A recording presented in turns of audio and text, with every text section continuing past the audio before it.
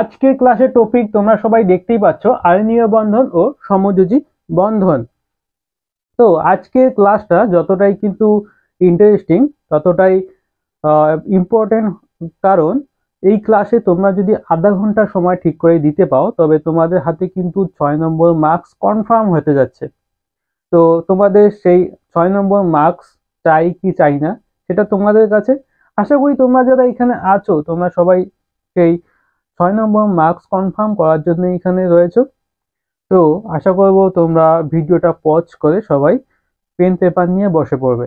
ওকে, তো তো চলো, আগের দিনের ভিডিওতে আমরা আগের দিনের ক্লাসে আমরা অলরেডি জেনে গেছি যে মৌল এবং যৌগের মধ্যে এমন কি তফাৎ রয়েছে। তো যারা ভিডিওটা দেখেছো তোমরা অবশ্যই জানবে, যারা দেখোনি তোমরা সবাই দেখে নেবে। আমি সামান্য একটা পার্ট আমি রিক্যাপ করছি ওখান থেকে, যারা তোমরা দেখোনি তাদের জন্য। যে মৌল হচ্ছে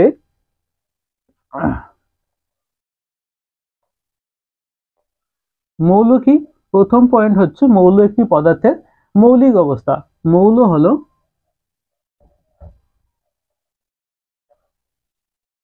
হলো পদার্থের একটি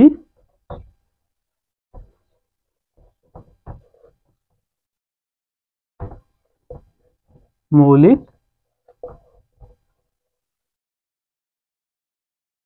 অবস্থা। ওকে, দ্বিতীয় পয়েন্ট হচ্ছে সাধারণত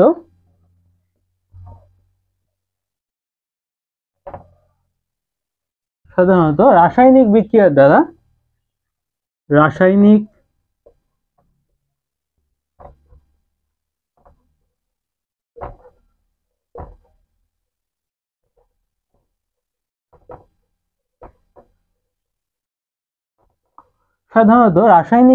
দ্বারা মৌলের বিভাজন সম্ভব নয়। মৌলগুলির বিভাজন সম্ভব নয়। মৌলের বিভাজন মানে কি? বিভাজন মানে ভাগ করা, তাই তো? মৌলের বিভাজন সম্ভব নয়। মৌলের বিভাজন সম্ভব নয়। ওকে, মনে থাকবে। আর তৃতীয় পয়েন্ট যেটা হচ্ছে, আচ্ছা, রাসায়নিক বিক্রিয়ার দ্বারা কিন্তু মৌলগুলির বিভাজন সম্ভব নয়, কিন্তু বিভিন্ন যেমন অন্যান্য পদ্ধতি, একটা পদ্ধতি আমি যেমন বলছি, নিউক্লিয় বিভাজন পদ্ধতি দ্বারা কিন্তু মৌলের বিভাজন সম্ভব। কি পদ্ধতি ওটা? নিউক্লিয় বিভাজন পদ্ধতি। ওকে, তো সেটা রাসায়নিক কোনো বিক্রিয়া না, তার মানে রাসায়নিক বিক্রিয়ার দ্বারা মৌলের বিভাজন সম্ভব নয়। তাহলে কিসের দ্বারা বিভাজন সম্ভব? সেটা হচ্ছে নিউক্লিয় বিভাজন পদ্ধতিতে বিভাজন করা সম্ভব। আর তৃতীয় যে পয়েন্ট রয়েছে, মৌলগুলিকে প্রতিটি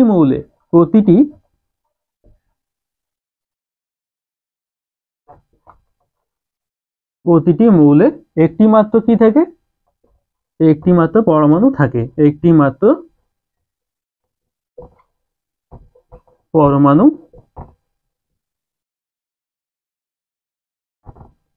বর্তমান। ওকে, একটি মাত্র পরমাণু বর্তমান। তো এই হচ্ছে মৌল। তো এই পরমাণু, একটি মাত্র পরমাণু সমন্বয়ে গঠিত হচ্ছে পদার্থের একটি কি অবস্থা? মৌলিক অবস্থা, এবং এটি রাসায়নিক বিক্রিয়া দ্বারা বিভাজন করা সম্ভব নয়।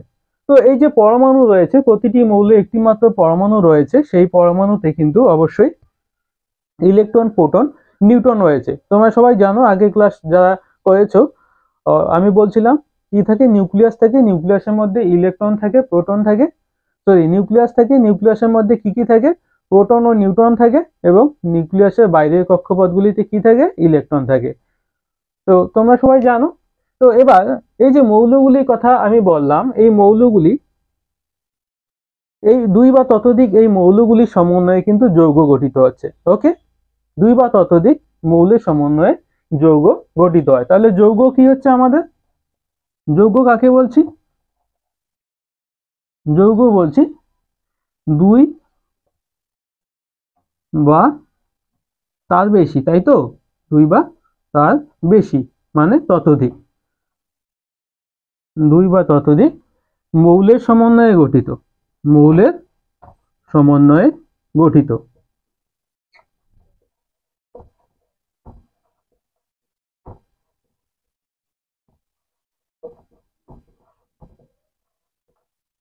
বোঝা গেল? তো যৌগ হচ্ছে এই যে মৌলগুলির কথা বললাম, এগুলি কি দুইটা বা তার বেশি সেই মৌলের সমন্বয়ে কি গঠিত হচ্ছে, আমাদের যৌগ গঠিত হচ্ছে। আচ্ছা, মৌলের যদি আমি উদাহরণ দেই, তো মৌলগুলির উদাহরণ কি কি? মৌলগুলির উদাহরণ যেমন সোডিয়াম রয়েছে, পটাশিয়াম রয়েছে, তারপর ক্লোরিন রয়েছে, এরকম এরকম অনেক মৌল রয়েছে, তাই না? 115-20 এরকম মৌল রয়েছে। আবার এই যে যৌগ বললাম, এই যৌগের উদাহরণ কি? যৌগের উদাহরণ হলো এই যৌগ অনেক রয়েছে। যৌগ কি কি রয়েছে? অনেক ধরনের যৌগ রয়েছে। NaCl, যেটা খাদ্য লবণের সংকেত। তারপর জল, যেমন H2O, জলের সংকেত। তারপর তারপর কি কি রয়েছে? অনেক রয়েছে, যেমন C2H4। ওকে, তারপর যেমন হাইড্রোক্লোরিক অ্যাসিড HCl। ওকে, তারপর H2SO4।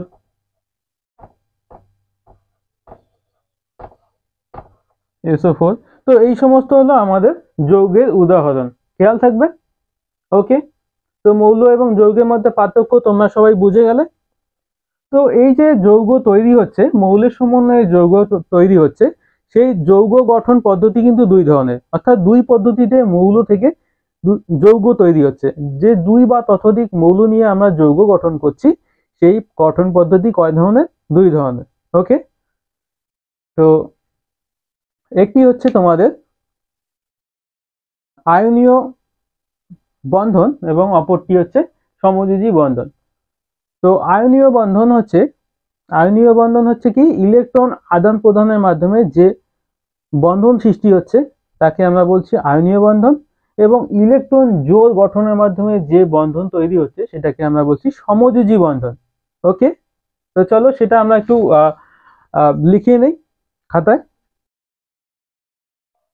তাহলে একটি হচ্ছে আমাদের ইলেকট্রন আদান প্রদান পদ্ধতি, ইলেকট্রন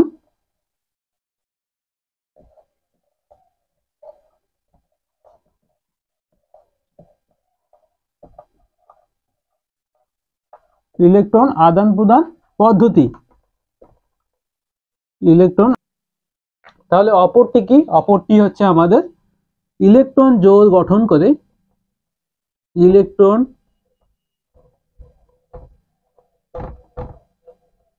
জোড় গঠন করে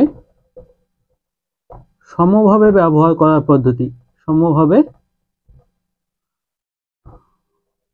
ব্যবহার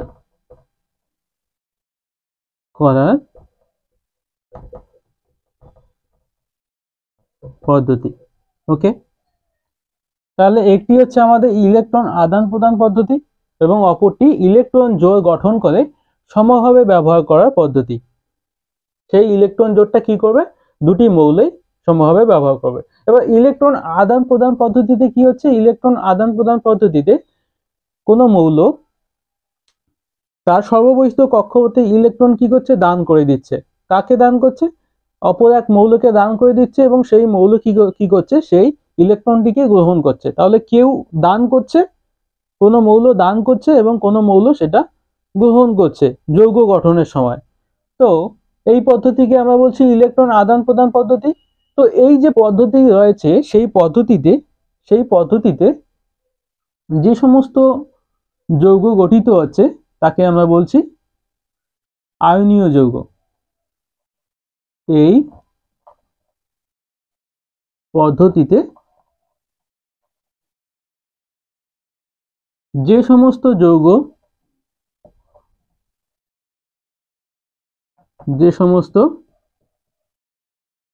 যৌগ গঠিত হচ্ছে তাদের বলা হয় আয়নীয় যৌগ। আয়নীয় অর্থাৎ বা আমরা এটাকে কি বলি, তড়িৎযোজী যৌগ বলে থাকি, তড়িৎযোজী যৌগ বলে থাকি। তো এই পদ্ধতিতে যে সমস্ত যৌগ গঠিত হচ্ছে তাদের বলা হচ্ছে কি, আয়নীয় বা তড়িৎযোজী যৌগ।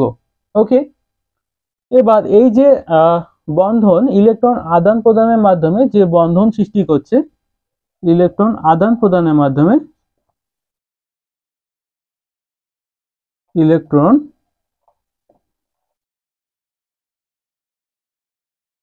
আদান প্রদানের মাধ্যমে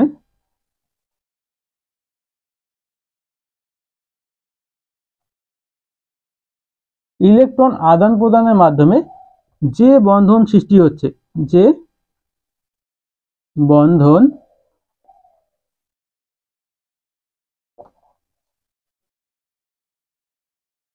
সৃষ্টি হয় তাদের বলা হয় কি, সমযোজী, তাদের বলা হয় কি, আয়নীয় বন্ধন। তো ইলেকট্রন আদান প্রদানের মাধ্যমে যে বন্ধন সৃষ্টি হয় তাদের বলা হয় আয়নীয় বন্ধন। সেই বন্ধনকে আমরা কি বলবো, আয়নীয় বন্ধন বলবো, আয়নীয় বা তড়িৎযোজী বন্ধন। ওকে, তড়িৎযোজী বন্ধন। ওকে, তাহলে হয়ে গেল আমাদের আয়নীয় বন্ধন কি আমরা জানলাম, এবং আয়নীয় যৌগ কি সেটা আমরা জানলাম। এবার আমরা আরো ডিটেলসে জানবো একটু পরে, শুধু এখন এতটুকু জেনে রাখি যে আয়নীয় বন্ধন কি এবং সমযোজী বন্ধন কি। আচ্ছা, এবার চলে আসি আমরা সমযোজী বন্ধন। তো সমযোজী বন্ধনে কি হচ্ছে, ইলেকট্রন জোড় গঠন করছে। এখানে কেউ কিন্তু কাউকে ইলেকট্রন দান করবে না, কিংবা কি করবে না, কেউ গ্রহণও করবে না, কেউ দানও করবে না, কিন্তু কি করবে, ইলেকট্রন জোড় তৈরি করবে। ইলেকট্রন জোড় তৈরি করে উভয় মৌলই ব্যবহার করবে, এও ব্যবহার করবে ওই ইলেকট্রন জোড়, এবং অপর মৌল সেই কি করবে, ইলেকট্রন জোড় ব্যবহার করবে। তো সেটা কেমন আমরা পরবর্তীতে অবশ্যই জানবো। তো এই যে এটাকে আমরা কি বলবো, তো এই পদ্ধতিতে যে সমস্ত যৌগ গঠিত হচ্ছে, এই পদ্ধতিতে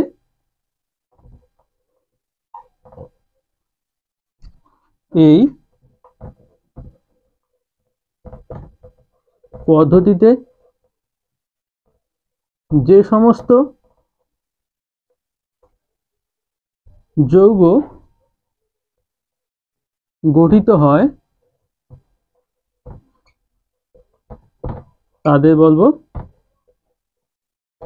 তাদের কি বলা হয়, সমযোজী যৌগ বলা হয়, সমযোজী যৌগ বলা হয়, সমযোজী যৌগ বলা হয়। ওকে,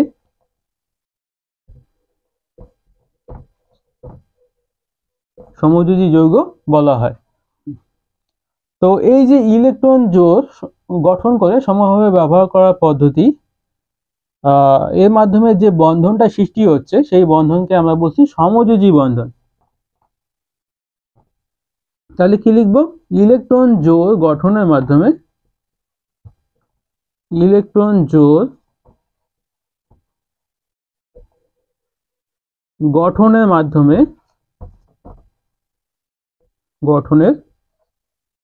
মাধ্যমে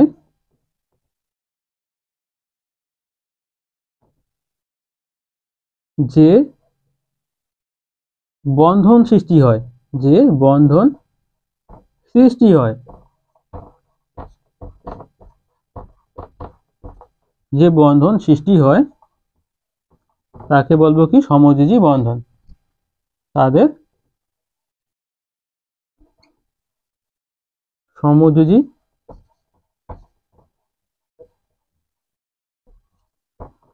বন্ধন বলা হয়।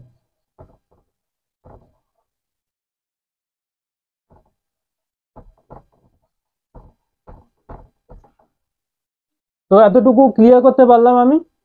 একটি হচ্ছে কি, আয়নীয় বন্ধন, এবং অপরটি সমযোজী বন্ধন। তো আয়নীয় বন্ধন কাকে বলছি, যে ইলেকট্রন আদান প্রদানের মাধ্যমে যে বন্ধনটা সৃষ্টি হচ্ছে তাকে বলছি আমরা আয়নীয় বা তড়িৎযোজী বন্ধন, এবং এই বন্ধনের মাধ্যমে যে যৌগটা গঠিত হলো তাদের বলছি আমরা আয়নীয় বা তড়িৎযোজী যৌগ।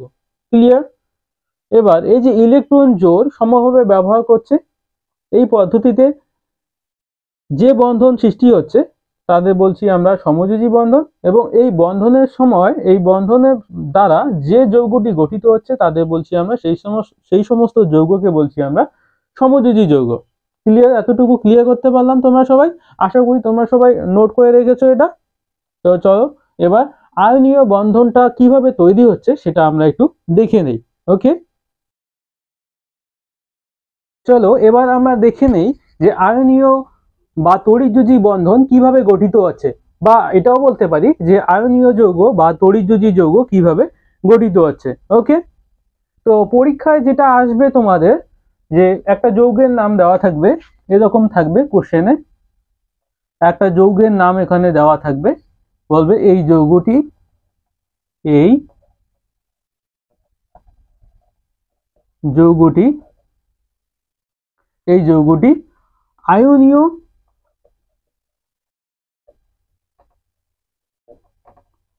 এই যৌগটি আয়নীয় না সমযোজী, এই যৌগটি আয়নীয় না সমযোজী, লুইস ডটের সাহায্যে দেখাও। লুইস ডট চিত্রের সাহায্যে দেখাও, চিত্রের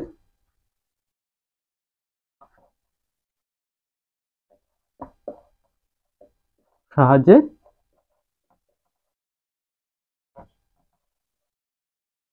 দেখাও। বোঝা গেল? তো পরীক্ষা থাকবে এরকম। তো এখানে তোমাদের যৌগগুলির নাম দেওয়া থাকবে NaCl, KCl বা C2H4। তো এই সমস্ত যে যৌগগুলি রয়েছে, এই যৌগগুলি কি বলবে যে দেখাও এই যৌগগুলি আয়নীয় নাকি সমযোজী, সেটা লুইস ডট চিত্রের সাহায্যে দেখাতে হবে তোমাদের, যেটা খুবই সিম্পল। তোমরা এখানে যদি একটু ধ্যান দিয়ে করো তো কোনো সমস্যা হওয়ার কথা না, আর এখান থেকে পাক্কা তোমরা 6 নম্বর মার্কস কিন্তু পেয়ে যাবে। তো আমরা আয়নীয় বা তড়িৎযোজী বন্ধন বা আয়নীয় বা তড়িৎযোজী যৌগ কিভাবে চিহ্নিত করব সেটা আমরা একটু দেখে নেই। তো ধরে নিলাম আমি NaCl, একটা যৌগ নিলাম আমি NaCl। তো এটা কি? এটাকে আমরা, এটার নাম কি? এটার নাম হচ্ছে সোডিয়াম ক্লোরাইড। এটাকে কি বলছি আমরা? Sodium chloride. Okay, sodium chloride. Okay, তো এটা এটা হচ্ছে আমাদের কি, যে খাদ্য লবণ এর সংকেত, যে লবণটা আমরা খাই সেই লবণের সংকেত কিন্তু আমাদের কি NaCl, অর্থাৎ সেটার নাম, রাসায়নিক নাম হচ্ছে সোডিয়াম ক্লোরাইড। ওকে, সবাই মনে রাখবে যে লবণটা আমরা খাই সেই লবণের রাসায়নিক নাম সোডিয়াম ক্লোরাইড, সংকেত NaCl। তো প্রথম কাজ হচ্ছে আমাদের দেখতে হবে এখানে কয়টি মৌল রয়েছে, এই যৌগ যে রয়েছে এই যৌগে কয়টি মৌল রয়েছে। আমরা সবাই এখানে দেখতে পাচ্ছি দুইটি মৌল রয়েছে, একটি হচ্ছে সোডিয়াম এবং অপরটি কি, সোডিয়াম এর সংকেত কি Na, এবং অপর একটি যেটা রয়েছে সেটা হচ্ছে ক্লোরিন, অপর একটি সেটা হচ্ছে ক্লোরিন। তো সবার প্রথমে আমাদের জানতে হবে যে সোডিয়াম, এই দুটি যে মৌল রয়েছে এই মৌলগুলির পরমাণু ক্রমাঙ্ক কত। তো আমরা সবাই জানি সোডিয়াম পরমাণু ক্রমাঙ্ক কত?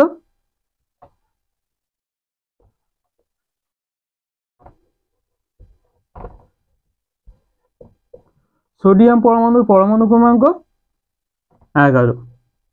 ওকে, সোডিয়াম পরমাণু ক্রমাঙ্ক 11। এরপর যেটা কাজ হবে আমাদের, এই সোডিয়াম পরমাণু ইলেকট্রন বিন্যাস বার করব। আচ্ছা, পরমাণু ক্রমাঙ্ক মানে কি? কে বলবে? পরমাণু ক্রমাঙ্ক মানে কি? পরমাণু ক্রমাঙ্ক মানে প্রোটন সংখ্যা।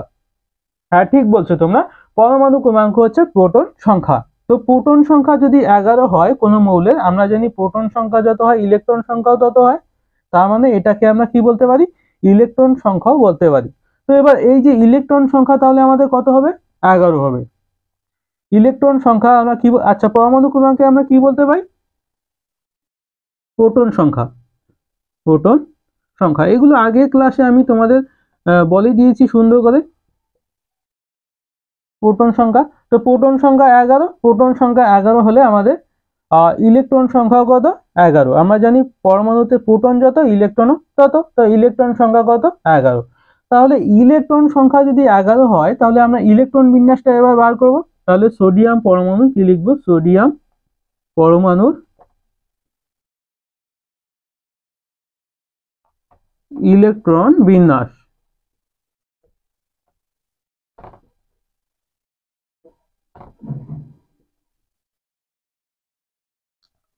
তাহলে ইলেকট্রন বিন্যাস কি হবে? প্রথম কক্ষপথে কয়টি ইলেকট্রন? আমরা জানি ম্যাক্সিমাম 2টি ইলেকট্রন থাকতে পারে, তার বেশি থাকতে পারে না। আগের ক্লাসে আমি ভালো মতো বলে দিয়েছি, প্রথম কক্ষপথে 2টি, পরের কক্ষপথে 8টি, এর বেশি থাকতে পারে না। তাহলে 2 8 কত হলো? 10 হলো। তাহলে লাস্ট কক্ষপথে কয়টি থাকবে? আছে আমাদের 11টি ইলেকট্রন, তো বাকি বেঁচে থাকে 1টি ইলেকট্রন।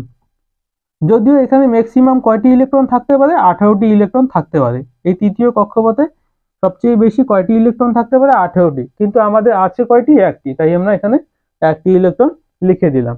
ওকে, বোঝা গেল এতটুকু যে ইলেকট্রন প্রথমে তাহলে কি পরমাণু ক্রমাঙ্ক থেকে আমরা কি বার করবো? ইলেকট্রন বিন্যাস। ওকে, আচ্ছা, এবার একইভাবে ক্লোরিন পরমাণু যে রয়েছে, ক্লোরিন পরমাণুর কি করব?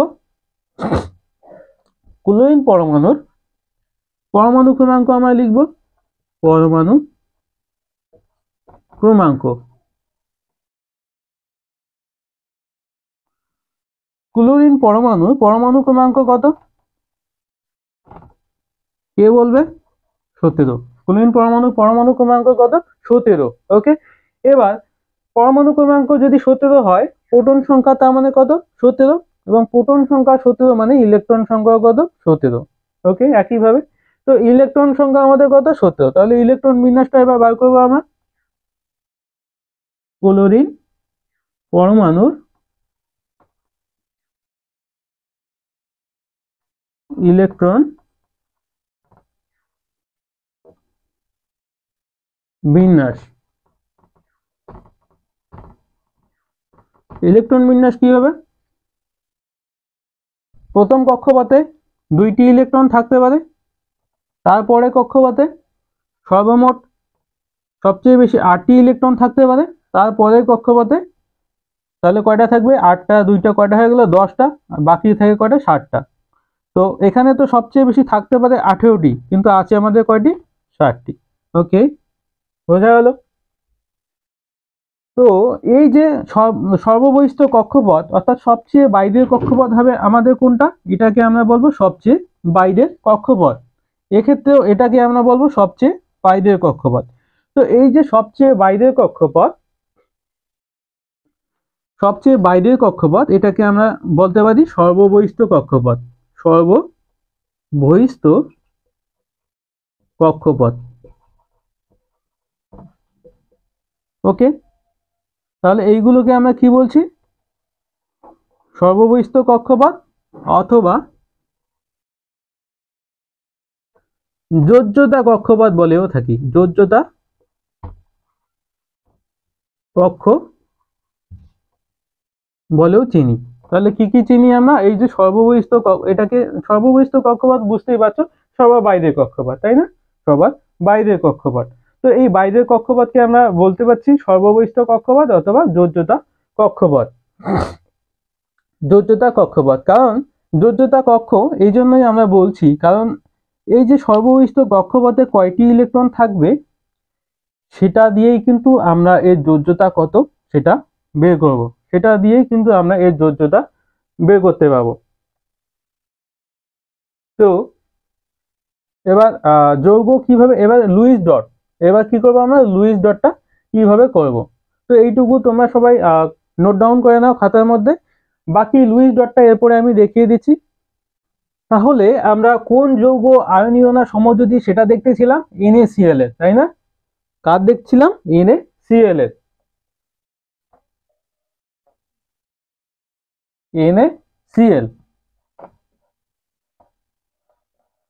NaCl এর আয়নীয়না সমযোজী সেটা আমরা টেস্ট করতে যাচ্ছিলাম। তাহলে আমরা ইলেকট্রন বিন্যাস সবগুলো বার করলাম, এবার কি করব, লুইস ডট সবগুলো বার করব। লুইস ডট এবার কি, সোডিয়াম, প্রথমে সোডিয়াম Na লিখবো, তারপর আর কি কি রয়েছে, ক্লোরিন রয়েছে Cl। তো দেখো সোডিয়াম এর ইলেকট্রন বিন্যাস আমরা কি করব, সর্ববহিষ্ঠ কক্ষপথ, সর্ববহিষ্ঠ কক্ষপথে যে কয়টি করে ইলেকট্রন রয়েছে সেইগুলো লুইস ডট হিসেবে দেখাবো। কিভাবে দেখাবো, সোডিয়াম এর সর্ববহিষ্ঠ কক্ষপথে কয়টি ইলেকট্রন রয়েছে, একটি ইলেকট্রন। তো এই বিজোড় ইলেকট্রনটি কোথায় দেব, এই ডট করে এইখানে দেব। তো এইটাকেই আমরা বলছি, এগুলোকে আমরা বলছি লুইস ডট। ওকে, তো এবার ক্লোরিন এর ইলেকট্রন বিন্যাসে আমরা দেখতে পাচ্ছি এই সর্ববহিষ্ঠ কক্ষপথে 60টি ইলেকট্রন রয়েছে। তাহলে কি করব, এদিকে দুইটা দিব, এইখানে দুইটা, এইখানে দুইটা, বাকি একটা কি রয়েছে, বিজোড় ইলেকট্রন রয়েছে, সেটাকে কোথায় দেব, এইখানে দেব। তাহলে 2 2 4 5 6 7, তো এইভাবে দেব আমরা। ঠিক আছে, তো যৌগ গঠনের সময় খুব ইম্পর্টেন্ট একটা কথা আমি এখানে স্টার দিয়ে লিখে যাচ্ছি।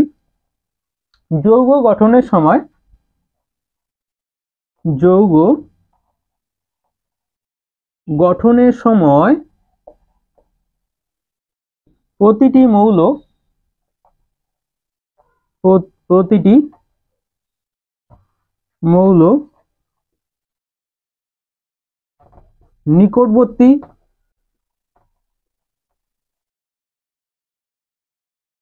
যৌগ গঠনের সময় প্রতিটি মৌল নিকটবর্তী নিষ্ক্রিয় গ্যাসে ইলেকট্রন বিন্যাস লাভ করে। নিষ্ক্রিয়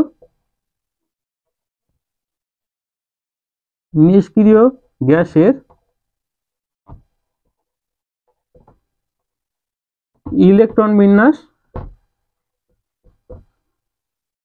নিষ্ক্রিয় গ্যাসের কার ইলেকট্রন বিন্যাস লাভ করবে, তার পার্শ্ববর্তী যে নিষ্ক্রিয় গ্যাসের ইলেকট্রন বিন্যাস রয়েছে তার ইলেকট্রন বিন্যাস কি করবে, লাভ করবে। খুব ইম্পর্টেন্ট একটা কথা, এটা যদি মনে রাখতে পারো তাহলে আর কিছুই নেই।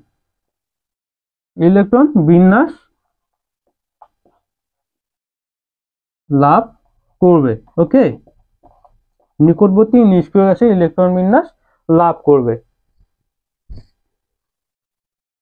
তো দেখো সোডিয়াম এর সর্ববহিষ্ঠ কক্ষপথে কয়টি রয়েছে, একটি ইলেকট্রন রয়েছে। এই একটি ইলেকট্রন যদি ক্লোরিন পরমাণুকে দিয়ে দেয়, এই ফাঁকা জায়গার মধ্যে যদি দিয়ে দেয় এই ইলেকট্রনটিকে, তাহলে দেখো সোডিয়াম পরমাণুর ইলেকট্রন বিন্যাস আগে ছিল 2 8 1। তো এই যে একটাই ইলেকট্রন সর্ববহিষ্ঠ কক্ষপথে ক্লোরিনকে কি করলো, দান করে দিল। এইভাবে লিখে দিলাম, এখানে চলে আসবে ইলেকট্রনটি। যাই হোক, তো সর্ববহিষ্ঠ কক্ষপথে এই ইলেকট্রনটিকে কাকে দান করে দিল, ক্লোরিনকে দান করলো। তাহলে এবার কি কি পড়ে থাকছে, শুধু 2 আর 8, 2 8। ওকে, ঠিক আছে। তো এবার ক্লোরিন পরমাণু আগে কি ইলেকট্রন বিন্যাস ছিল, 2 8 7। তো এবার এই একটি ইলেকট্রন গ্রহণ করার ফলে সেই একটি ইলেকট্রন কোথায় গিয়ে ঢুকবে, এই 7 নম্বর, অর্থাৎ এই তৃতীয় যে কক্ষপথটা, যে কক্ষপথে 60টি ইলেকট্রন রয়েছে সেই কক্ষপথে ঢুকবে। তাহলে এই ইলেকট্রন বিন্যাস কত হয়ে গেল, 2 8 8। তো এই দুইটাই আমরা যদি দেখি, এই দুইটাই ইলেকট্রন বিন্যাস, এই দুইটাই ইলেকট্রন বিন্যাস কিন্তু আমাদের নিষ্ক্রিয় গ্যাসের ইলেকট্রন বিন্যাস, নিষ্ক্রিয় গ্যাসের ইলেকট্রন বিন্যাস। এটা কার ইলেকট্রন বিন্যাস, 2 8 কার ইলেকট্রন বিন্যাস, নিয়নের। তোমরা অবশ্যই এগুলো মুখস্থ করে রেখেছো। নিয়নের ইলেকট্রন বিন্যাস কত, 10, নিয়ন কত 10 2 8। তারপর 2 8 8 কত হয়ে গেল, 18। এটা কোন নিষ্ক্রিয় মৌলের ইলেকট্রন বিন্যাস, এটা হচ্ছে আমাদের আর্গনের ইলেকট্রন বিন্যাস, আর্গনের ইলেকট্রন বিন্যাস এ আর, আর্গন। নিয়ন কি, Ni। তো নিয়নের ইলেকট্রন, তো সোডিয়াম পরমাণু কি করলো, একটি ইলেকট্রন দান করে দিয়ে নিয়নের ইলেকট্রন বিন্যাস লাভ করলো। এবং এই যে ক্লোরিন পরমাণু রয়েছে সেই ক্লোরিন পরমাণুটি সর্ববহিষ্ঠ কক্ষপথে একটি ইলেকট্রন কি করলো, গ্রহণ করলো। সোডিয়াম থেকে এই ইলেকট্রনটি গ্রহণ করে কার ইলেকট্রন বিন্যাস লাভ করলো, আর্গনের ইলেকট্রন বিন্যাস লাভ করলো। ওকে, ক্লিয়ার। তো এবার কি হয়ে গেল, সোডিয়াম একটি ইলেকট্রন দান করার ফলে কি হয়ে গেল, সোডিয়াম যে দান করে সে প্লাস, মনে রাখবে যে দান করে সে প্লাস, যদি একটি ইলেকট্রন দান করে একটা প্লাস, যদি দুইটি ইলেকট্রন দান করে দুইটা প্লাস, তো একটি ইলেকট্রন দান করলো সোডিয়াম প্লাস হয়ে গেল। এবার যে গ্রহণ করবে সে কি হয়ে যাবে মাইনাস। কয়টি ইলেকট্রন ও গ্রহণ করেছে, একটি ইলেকট্রন গ্রহণ করেছে সোডিয়াম পরমাণু থেকে, তাহলে এর কি হবে Cl মাইনাস। তো এটার পরে আমরা লিখবো এটা, মাঝখানে এটা আমি স্টার দিয়ে লিখে দিলাম, এটা তোমাদের না লিখলেও এটা তোমাদের লেখার দরকার নেই, তোমরা এটা লেখার পরে লিখবে এটা। ওকে, এটার পরে তোমরা লিখবে কোনটা, এটা, তারপরে কোনটা লিখবে, তারপরে তোমরা লিখবে কি হয়ে গেল Na প্লাস Cl মাইনাস একসাথে হয়ে কি হয়ে গেল NaCl, এই যে যৌগটি খাদ্য লবণের যৌগ এভাবে গঠিত হইল। তো এই যে মৌল, সোডিয়াম মৌল, ক্লোরিন মৌল, এই মৌলগুলি কি হয়ে গেল, ইলেকট্রন আদান প্রদানের মাধ্যমে কি হয়ে গেল, যৌগ গঠন হয়ে গেল। বোঝা গেল? তো এই সমস্ত যৌগ যে আদান প্রদানের মাধ্যমে যে যৌগটি তৈরি হচ্ছে, ইলেকট্রনের আদান প্রদান বা ইলেকট্রনের বিনিময়ের মাধ্যমে যে যৌগটি তৈরি হচ্ছে, সেই যৌগগুলিকে আমরা বলছি কি আয়নীয় বা তড়িৎদ্যুতি যৌগ। মনে থাকবে অবশ্যই, আমি একটু আগে তোমাদের যেটা লিখিয়ে দিয়েছিলাম, ইলেকট্রন আদান প্রদানের মাধ্যমে যে যৌগ তৈরি হয় তাদেরকে বলছি আমরা কি আয়নীয় বা তড়িৎদ্যুতি যৌগ। তো কিভাবে সেটা তৈরি হচ্ছে আমি সেটা কিন্তু তোমাদের দেখিয়ে দিলাম। তো এইভাবে বাকি যে সমস্ত যৌগ, এইভাবে কোনো যৌগ যদি তোমাদের দেওয়া থাকে তো সেই যৌগটি আয়নীয় হলে অবশ্যই তোমরা এইভাবে টেস্ট করে দেখিয়ে দেবে। বোঝা গেল? সবাই এইভাবে দেখিয়ে দেবে। যেমন আমি আরেকটা এক্সাম্পল তোমাদের দেখিয়ে দিচ্ছি,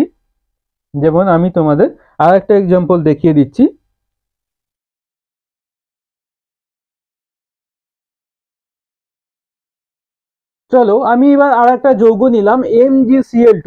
সবাই দেখতে পাচ্ছ MgCl2, ম্যাগনেসিয়াম ক্লোরাইড। তো ম্যাগনেসিয়াম ক্লোরাইড এই যৌগটি এবার আয়নীয় না সমযোজী সেটা অবশ্যই আয়নীয়, কিন্তু কিভাবে আয়নীয় তোমাদের যদি বলে কিভাবে সেটা দেখাবে লুইস ডটের সাহায্যে। ওকে, চলো দেখি কিভাবে এটি আয়নীয় যৌগ হবে সেটা আমরা দেখে নিই। তো ম্যাগনেসিয়াম ক্লোরাইডের মধ্যে কয় ধরনের যৌগ রয়েছে, ম্যাগনেসিয়াম ক্লোরাইড এর মধ্যে দুই ধরনের যৌগ রয়েছে, একটি ম্যাগনেসিয়াম এবং অপরটি ক্লোরিন। মৌল রয়েছে কয় ধরনের মৌল রয়েছে, এক ধরনের হচ্ছে ম্যাগনেসিয়াম এবং অপরটি হচ্ছে ক্লোরিন। যেখানে ম্যাগনেসিয়াম একটি পরমাণু এবং ক্লোরিন কয়টি পরমাণু, দুইটি পরমাণু। তাহলে আমরা সবার প্রথমে কি করব, ম্যাগনেসিয়ামের ইলেকট্রন বিন্যাস বের করব। ম্যাগনেসিয়ামের ইলেকট্রন বিন্যাস কত, 12। ম্যাগনেসিয়ামের ইলেকট্রন বিন্যাস, ম্যাগনেসিয়ামের প্রোটন সংখ্যা কত, 12। তাহলে ইলেকট্রন সংখ্যা কত, 12। তাহলে ইলেকট্রন বিন্যাসটা চলো এবার দেখে নিই। ইলেকট্রন বিন্যাস হবে আমাদের প্রথম কক্ষপথে 2টি ইলেকট্রন, তারপরে কক্ষপথে 8টি ইলেকট্রন, তারপরে কক্ষপথে 2টি ইলেকট্রন। ওকে ওকে, এবার ক্লোরিন, জানো তোমরা ক্লোরিন পরমাণু ক্রমাঙ্ক কত, 17। তাহলে ইলেকট্রন সংখ্যা কত, 17। তাহলে প্রথম কক্ষপথে 2টি ইলেকট্রন, তারপরে কক্ষপথে 8টি ইলেকট্রন এবং তারপরে কক্ষপথে 7টি ইলেকট্রন। ওকে, এই কক্ষপথগুলি কিন্তু পূর্ণ এবং এখানে 18টির জায়গায় থাকতে পারে 18টি, কিন্তু আছে কয়টি, 7টি। এখানে থাকতে পারে 18টি, কিন্তু আছে আমাদের কাছে কয়টি, 2টি।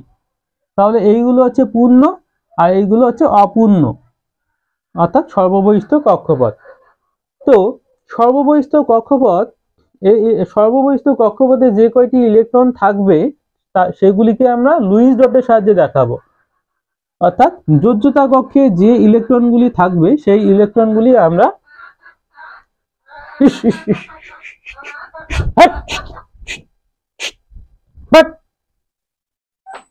শালা মরণ চড়াই, মরা,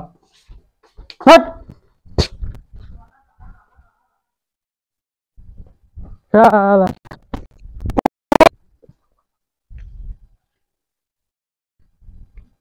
মধ্য দিয়ে আসে ডিস্টার্ব হয়।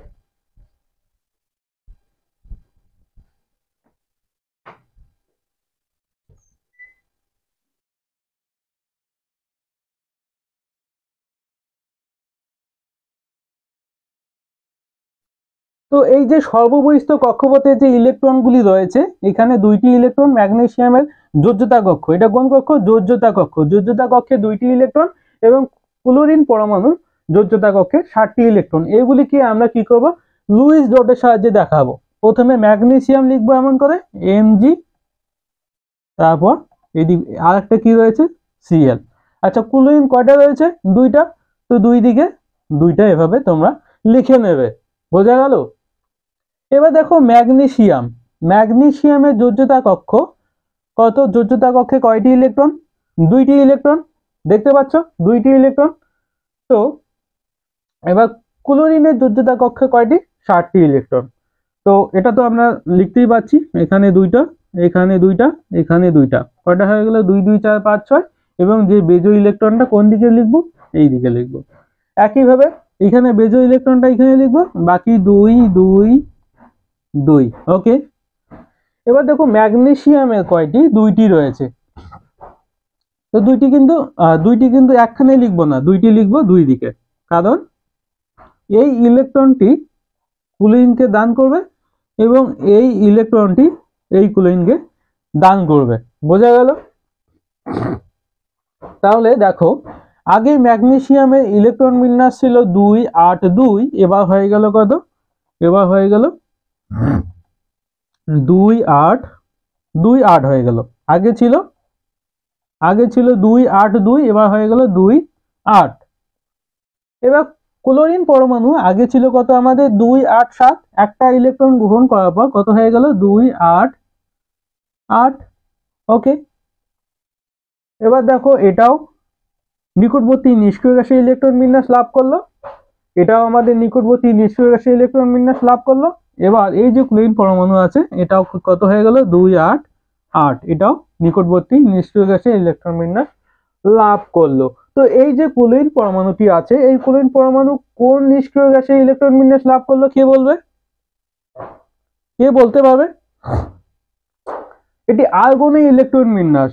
2 8 8 কত? 18। 18 কার? আর্গনের ইলেকট্রন বিন্যাস।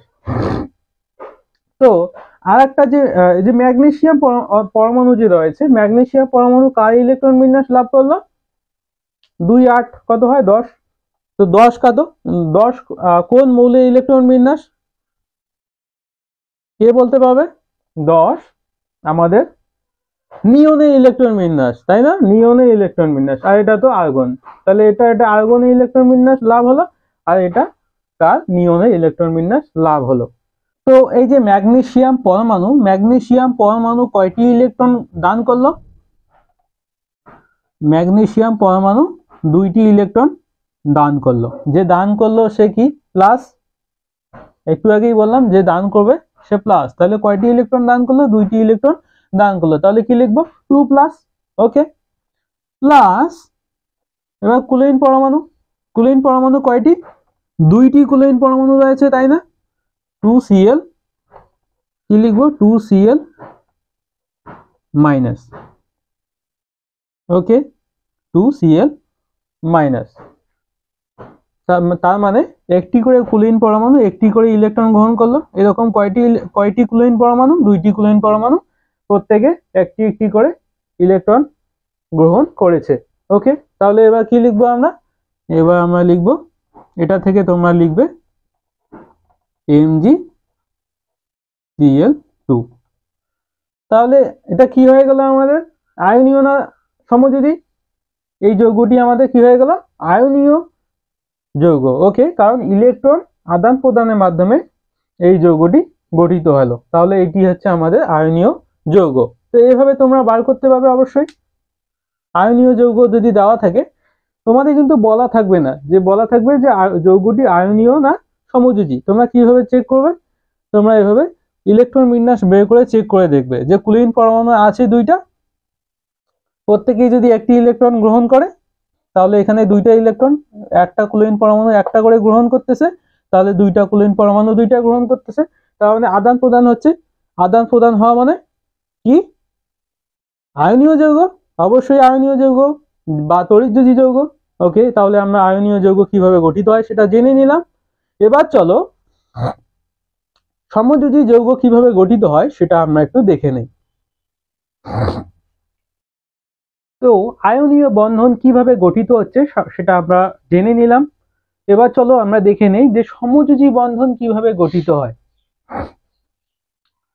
তো সমযোজী বন্ধনের আমি একটা উদাহরণ H2O এই যৌগটি সমযোজী যৌগ, সেটা কিভাবে আমরা দেখব সেটা চলো আমরা দেখে নেই। সেটা কিভাবে আমরা টেস্ট করব যে এই H2O অর্থাৎ এটি জলের সংকেত, এই জল এই যে যৌগটি, এই যৌগটি যে সমযোজী যৌগ সেটা আমরা কিভাবে লুইস ডট চিত্রের সাহায্যে দেখাবো। তো তোমাদের যেটা কোশ্চেন আসবে, এরকম কোশ্চেন আসবে যে H2O এই যৌগটি আয়নীয় না সমযোজী, সেটা লুইস ডট চিত্রের সাহায্যে দেখাও।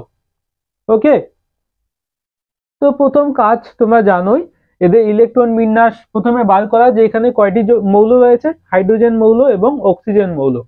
তো এই প্রত্যেকটির ইলেকট্রন বিন্যাস জানতে হবে। ইলেকট্রন বিন্যাস বের করার জন্য আমাদের পরমাণু ক্রমাঙ্ক জানতে হবে। তো প্রথমে হাইড্রোজেন পরমাণু ক্রমাঙ্ক কত? হাইড্রোজেন পরমাণু ক্রমাঙ্ক 1। তোমরা এটা সবাই জানো। হাইড্রোজেন এই যে মৌলটি রয়েছে, এর সর্ববহিস্থ কক্ষপথে কয়টি ইলেকট্রন রয়েছে? একটি ইলেকট্রন, অর্থাৎ প্রথম কক্ষপথটাই এর অপূর্ণ, তাই না? প্রথম কক্ষপথে একটি ইলেকট্রন। এবার অক্সিজেন এর ইলেকট্রন বিন্যাস কি হবে? অক্সিজেনের পরমাণু ক্রমাঙ্ক কত? কে বলবে? অক্সিজেনের পরমাণু ক্রমাঙ্ক কে বলবে? 8, তাই না? তাহলে প্রথম কক্ষপথে 2টি ইলেকট্রন, সেটা তো কনফার্ম। পরের কক্ষপথে কয়টি ইলেকট্রন? বাকি থাকছে 6টা ইলেকট্রন। আর পরের কক্ষপথে ম্যাক্সিমাম থাকতে পারে কয়টা? 8টা। তাহলে 6টা কোথায় চলে আসবে? পরের কক্ষপথে চলে আসবে। তো প্রথম কক্ষপথে 2টি ইলেকট্রন, পরের কক্ষপথে 6টি ইলেকট্রন। তো এই যে হাইড্রোজেনের ক্ষেত্রে এই কক্ষপথটাই হয়ে যাবে সর্ববহিস্থ কক্ষপথ, অর্থাৎ যোজ্যতা কক্ষপথ। এবং অক্সিজেনের ক্ষেত্রে এই যে কক্ষপথটা, এই কক্ষপথটাই হয়ে যাবে আমাদের কি? যোজ্যতা কক্ষপথ। তাহলে কি করব? হাইড্রোজেন কয়টা রয়েছে? 2টা রয়েছে, অক্সিজেন 1টা। তাহলে 2 দিকে হাইড্রোজেন লিখব,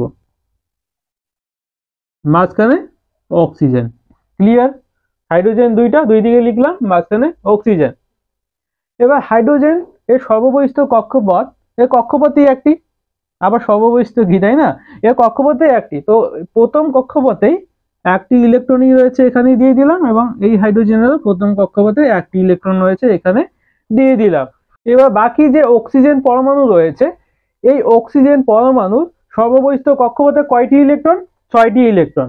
তো প্রথম কক্ষপথে, সরি, যোজ্যতা কক্ষপথে কয়টি ইলেকট্রন? 6টি ইলেকট্রন। তাহলে কি করব?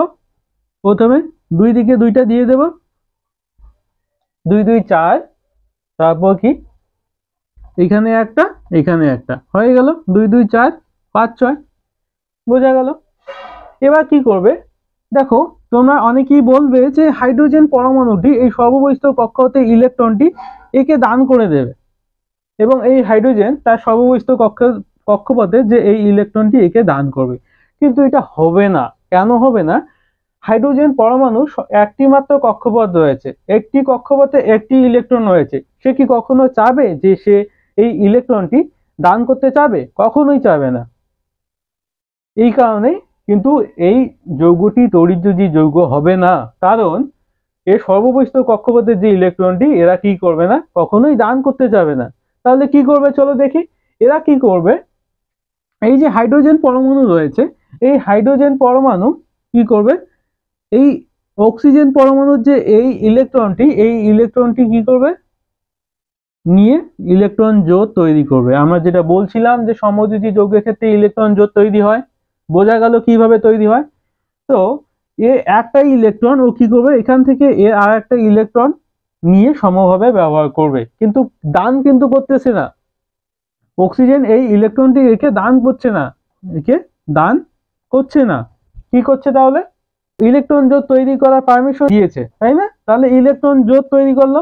এবার এই যে হাইড্রোজেন পরমাণু রয়েছে, সেও কি করবে, এভাবে ইলেকট্রন জোড় তৈরি করবে। তার মানে কিন্তু এমন না যে অক্সিজেন পরমাণু এই ইলেকট্রন দুটি হাইড্রোজেন পরমাণুকে দিয়ে দিলে, এমন কিন্তু না।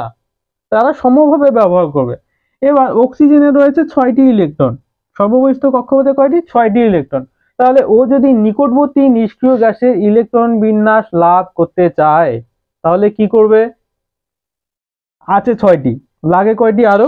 দুইটি, তাহলে 2 আর 8 হয়ে যাচ্ছে 2, আর দুইটি যদি ও পেয়ে যায় তাহলে কত হয়ে যাচ্ছে 2 আর 8, আর দুইটি যদি ও পেয়ে যায় কত হয়ে যাচ্ছে 2 আর 8, তাহলে নিকটবর্তী নিয়নের ইলেকট্রন বিন্যাস লাভ করতে পারছে। তাহলে তাহলে কি করবে, এই যে হাইড্রোজেন পরমাণুর যে দুইটি ইলেকট্রন রয়েছে এই দুইটি ইলেকট্রনও কি করবে, এ নিয়ে ইলেকট্রন জোড় তৈরি করবে, এইভাবে ইলেকট্রন জোড় তৈরি করবে। বোঝা গেল? তাহলে হাইড্রোজেনের কয়টি হয়ে গেল, দুইটি, এই হাইড্রোজেনের দুইটি হয়ে গেল। এবার অক্সিজেনের কয়টা হয়ে গেল, 2 2 4, 2 2 4 5 6 7 8, 8টি ইলেকট্রন হয়ে গেল। তাহলে প্রত্যেকেই নিকটবর্তী নিষ্ক্রিয় গ্যাসে ইলেকট্রন বিন্যাস লাভ করলো না, তাই কি না? আচ্ছা, হাইড্রোজেন এ কার ইলেকট্রন বিন্যাস লাভ করলো, কার, 2 2 কার, হিলিয়াম, হিলিয়াম একটা কি নিষ্ক্রিয় গ্যাস, কার, হিলিয়াম, হিলিয়ামের ইলেকট্রন বিন্যাস লাভ করলো।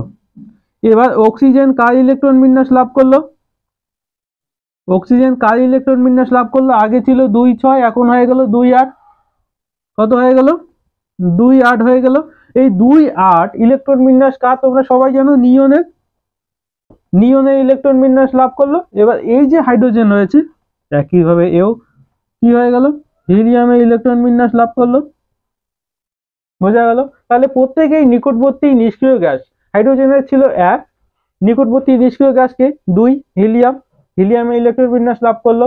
অক্সিজেন ছিল 2 8, সরি 2 6 মানে 8, এবার নিকটবর্তী নিষ্ক্রিয় গ্যাস কে নিয়ন, ও এই দুটা আর দুইটা ম্যানেজ করে হয়ে গেল কে, নিয়নের ইলেকট্রন বিন্যাস নিয়ে নিল।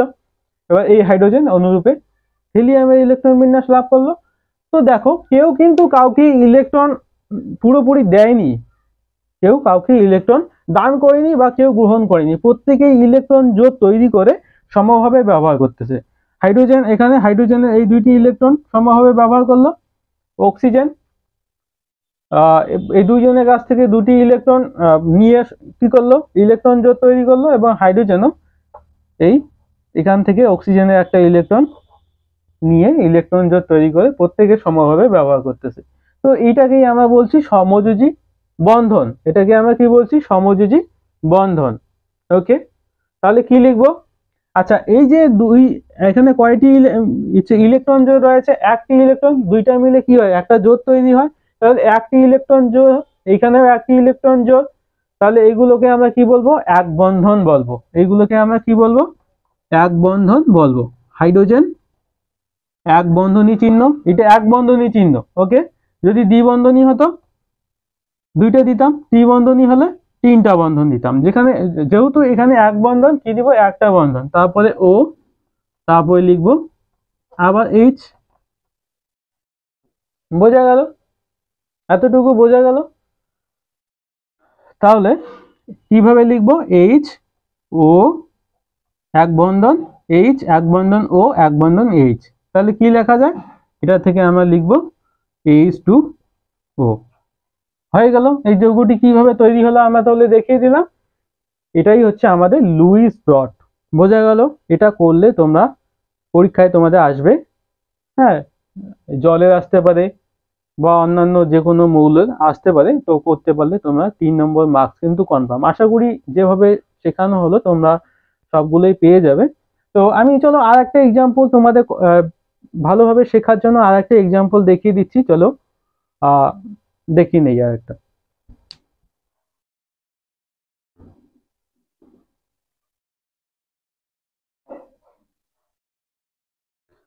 চলো এবার দ্বিবন্ধন রয়েছে এমন একটা সমযোজী যৌগে লুইস ডট আমরা দেখে নেই।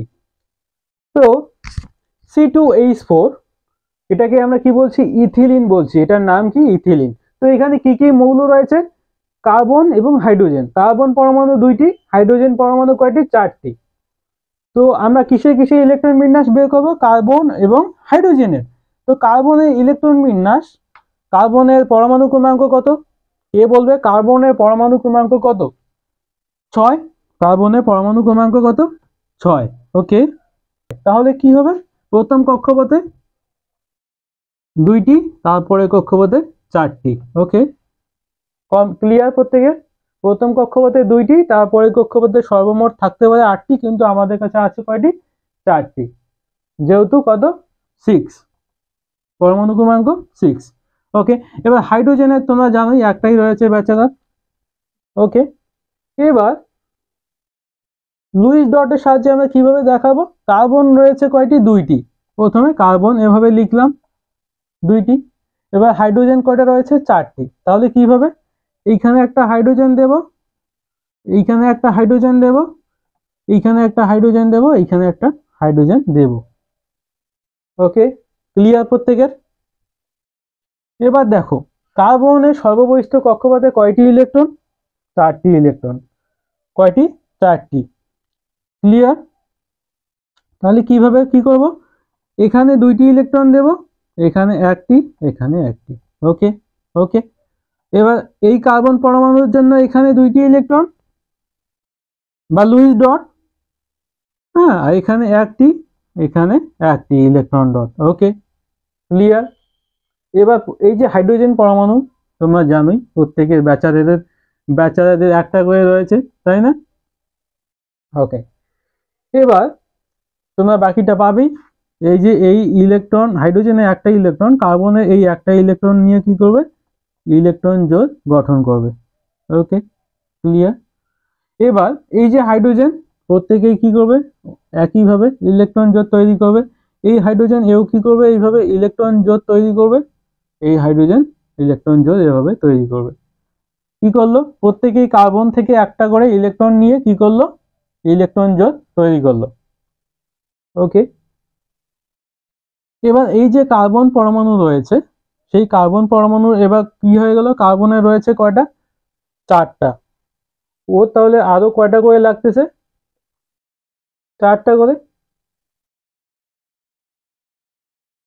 তাহলে কি করবে? এই কার্বন পরমাণু এই হাইড্রোজেনের, আচ্ছা, এইভাবে 8টা মিল করে নেবে।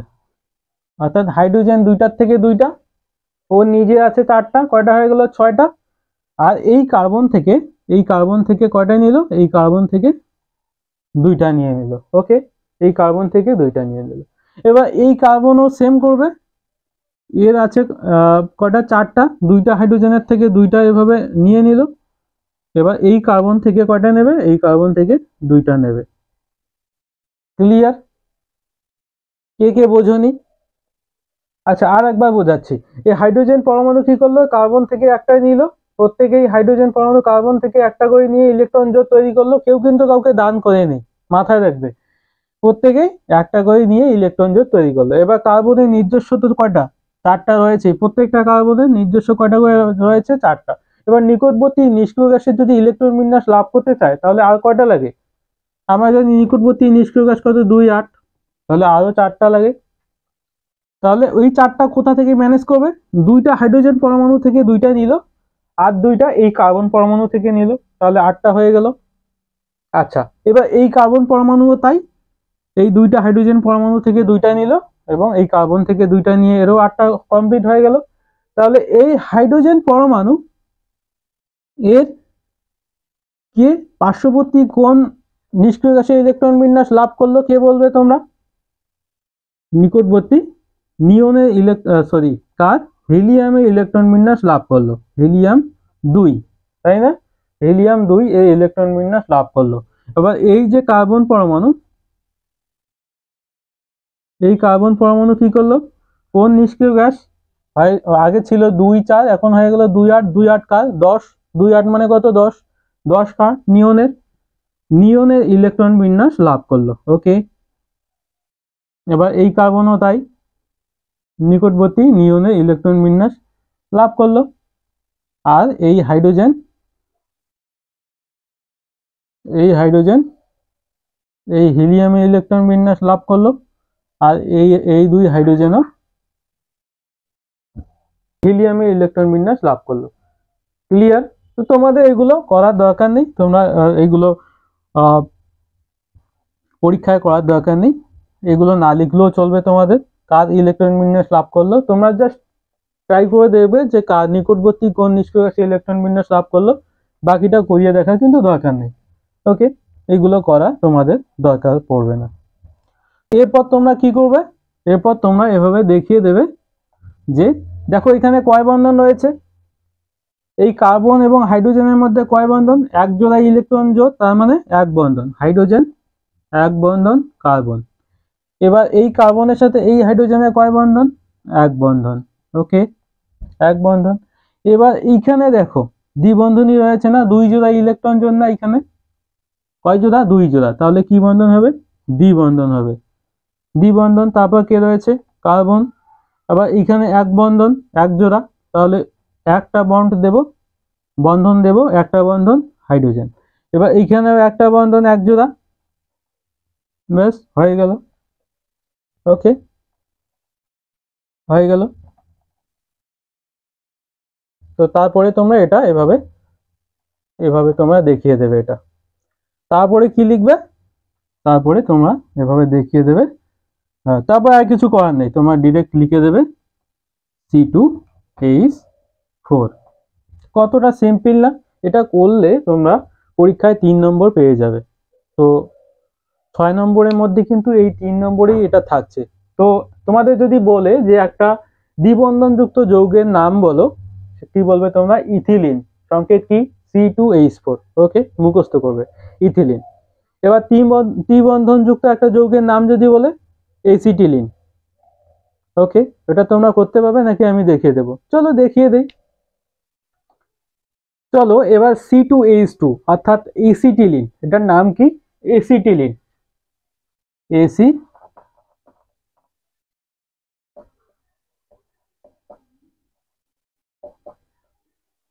এসিটিলিন, এই যৌগটির নাম কি, এসিটিলিন। তো এসিটিলিন এই যৌগটির যে সমযোজী, সেটা কিভাবে সমযোজী হয় সেটা আমরা দেখে নেব, অর্থাৎ লুইস ডটের সাহায্যে আমরা দেখে নেব যে এই যৌগটি, তোমরা এভাবে বলতে পারো যে সমযোজী না তড়িৎযোজী, সেটা আমরা লুইস ডটের সাহায্যে দেখে নেব, অবশ্যই সমযোজী, কিন্তু কিভাবে চলো আমরা সেটা দেখে নিই। তো C2H2 একইভাবে এই যৌগের মধ্যে কয়টি পরমাণু রয়েছে, কয়টি, এখানে দুইটি, এখানে দুইটি, চারটি। আর কয় ধরনের পরমাণু রয়েছে, দুই ধরনের, একটি কার্বন, অপরটি হাইড্রোজেন। টোটাল পরমাণু কয়টা, চারটা, এখানে কার্বন দুইটা পরমাণু, হাইড্রোজেন দুইটা পরমাণু, টোটাল কয়টি, চারটি, ওকে। তাহলে কি কি রয়েছে, কার্বন এবং হাইড্রোজেন। কার্বনের ইলেকট্রন বিন্যাস সবার প্রথমে দেখে নেব, কার্বনের ইলেকট্রন বিন্যাস কত, 2 4, একটু আগেই তোমাদের বললাম 6, এবং হাইড্রোজেনের একটি, ওকে, হলো। এবার লুইস ডট কি করব, লুইস ডট কিসের সাহায্যে আমরা করি, সর্ববহিস্থ কক্ষপথ দিয়ে আমরা কি করি, লুইস ডট অঙ্কন করি, সর্ববহিস্থ কক্ষপথ অর্থাৎ যোজ্যতা কক্ষপথ। তার মানে প্রথমে কি করব, কার্বন আর কি রয়েছে, কার্বন কয়টা, দুইটা, দুইটা কার্বন এভাবে লিখে নেব। তারপর হাইড্রোজেন কয়টা, দুইটা, কোথায় লিখবো হাইড্রোজেন, এই দুই দিকে দুইটা হাইড্রোজেন এভাবে লিখে নেব। এটা যে ত্রিবন্ধন যুক্ত সেটা আমরা কিভাবে দেখবো, চলো এটা দেখে নিই, এটা কিন্তু ত্রিবন্ধন যুক্ত আসবে। তাহলে কিভাবে আসে চলো দেখি। কার্বন এর সর্ববহিস্থ কক্ষপথে রয়েছে 4টি ইলেকট্রন, তাহলে কিভাবে সাজাবো, দেখো এখানে আমরা 3টা দেব, এখানে 1টি ইলেকট্রন, এখানেও 3টা ইলেকট্রন, এখানে 1টি, আছে টোটাল 4টি। তাহলে এখানে 3টা দিলাম, এখানে একটা দিলাম, আর এই কার্বনের ক্ষেত্রে এখানে 3টা লুইস ডট দিলাম, এখানে একটাই লুইস ডট দিলাম। হাইড্রোজেন যেহেতু এখানে একটা, হাইড্রোজেনের সর্ববহিস্থ কক্ষপথে যেহেতু একটাই ইলেকট্রন, এখানে একটাই আমাদের দিতে হবে, তাই না, একটাই এখানে দিতে হবে। তাহলে এখানে 3টা, এখানে 3টা, তাহলে 3টা একটা 4টা, 3টা একটা 4টা হয়ে গেল। এবার হাইড্রোজেনের একটা এখানে দিয়ে দেব। এবার এই যে হাইড্রোজেন পরমাণু এই কার্বন থেকে এই ইলেকট্রনের সাহায্যে কি করবে, ইলেকট্রন জোড় তৈরি করবে, ইলেকট্রন জোড় তৈরি করবে। এবার এই হাইড্রোজেনও একইভাবে কার্বন থেকে এই ইলেকট্রন নিয়ে ইলেকট্রন জোড় তৈরি করলো।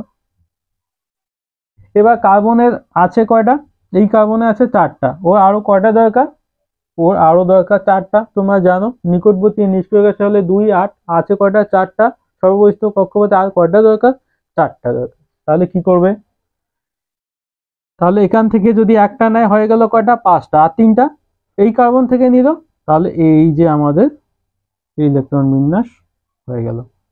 খুবই সিম্পল না, 3টা, এখন আগে ছিল কয়টা, 3টা একটা 4টা, এখন হয়ে গেল 3টা 3টা 6টা 7টা 8টা। তা হয়ে গেল আমাদের সর্ববহিস্থ কক্ষপথে 8টি ইলেকট্রন, 2 8, তার মানে নিয়নের ইলেকট্রন বিন্যাস লাভ করলো কে, এই কার্বন।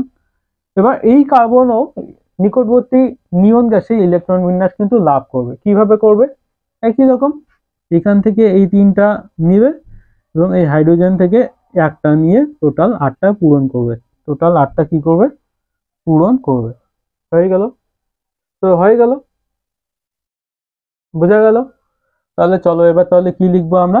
আচ্ছা, তো একবার তোমরা বলে দাও কে কে কার ইলেকট্রন বিন্যাস লাভ করলো। হাইড্রোজেন কয়টা হয়ে গেল? 2টা। তাহলে হিলিয়ামের ইলেকট্রন বিন্যাস লাভ করলো। কার্বন কার ইলেকট্রন বিন্যাস লাভ করলো? কার্বনের ছিল 2 4, এখন হয়ে গেল 2 8। তার মানে কার্বন 2 8 মানে কত? 10। 10 কে নিয়নের ইলেকট্রন বিন্যাস লাভ করলো কোন নিষ্ক্রিয় গ্যাস? নিয়নের। তাহলে এই 2 কার্বন নিয়নের ইলেকট্রন বিন্যাস লাভ করলো এবং বাকি যে হাইড্রোজেন রয়েছে এরা প্রত্যেকেই হিলিয়ামের ইলেকট্রন বিন্যাস অর্থাৎ 2, তাই না? 2 এদের ইলেকট্রন বিন্যাস লাভ করলো। তাহলে এবার কি লিখবো আমরা? এবার তোমরা লিখবে হাইড্রোজেন কয় বন্ধন তৈরি হলো এখানে? এক জোড়া, তার মানে এক বন্ধন। তারপর কার্বন রয়েছে যেভাবে রয়েছে সেভাবে লিখবো। এবার এখানে 3টা করে পেয়ার তৈরি হয়েছে না? তাহলে কয় বন্ধন হবে? 1 2 3, 3 বন্ধন। বোঝা গেল? এবার এই কার্বন রয়েছে, তার এই কার্বনের সাথে এই হাইড্রোজেনের কয় বন্ধন? এক বন্ধন। ক্লিয়ার? কে কে বোঝনি? আশা করি যদি না বুঝে থাকো তোমরা আর একটু পিছে গিয়ে আবার দেখার চেষ্টা করবো, অবশ্যই বুঝবে। খুবই সিম্পল ভাবে আমি বুঝিয়ে দিলাম তোমাদের। তো এটাই হচ্ছে আমাদের কি অ্যাসিটিলিন এর লুইস ডট আমরা দেখিয়ে দিলাম। এবার কি লিখতে পারো তোমরা? এবার তোমরা লিখতে পারো C2H2। খুবই সিম্পল। তো এক বন্ধন, দ্বিবন্ধন, তিন বন্ধন প্রত্যেকেরই উদাহরণ আমি প্রত্যেক ধরনের সমযোজী যৌগের উদাহরণ আমি তোমাদের দেখিয়ে দিলাম। বাকি যে সমস্ত রয়েছে বইয়ে তোমরা সেগুলো নিজেরাই ট্রাই করবে, দেখবে এখন সব তোমরা নিজেরাই করতে পারবে। তো তার মানে তোমাদের 6 নম্বর মার্কস আমি কনফার্ম করে দিতে পারলাম, কথা দিয়েছিলাম, কথা রাখলাম। ওকে, চলো আজকের ভিডিওটি কিন্তু এতটুকুই। ভিডিওটি যদি ভালো লেগে থাকে অবশ্যই তোমরা একটা লাইক করে দেবে, কমেন্টে জানাবে কেমন লাগলো তোমাদের এই ক্লাসটা। আর যদি নতুন হয়ে থাকো অবশ্যই চ্যানেলটিকে সাবস্ক্রাইব করে দেবে, কারণ এমন সুন্দর সুন্দর ক্লাস কিন্তু তোমরা আরো পেতে যাচ্ছ। তো অবশ্যই সাথে থাকবে। আর জয় হিন্দ, ভারত মাতা কি জয়, টাটা।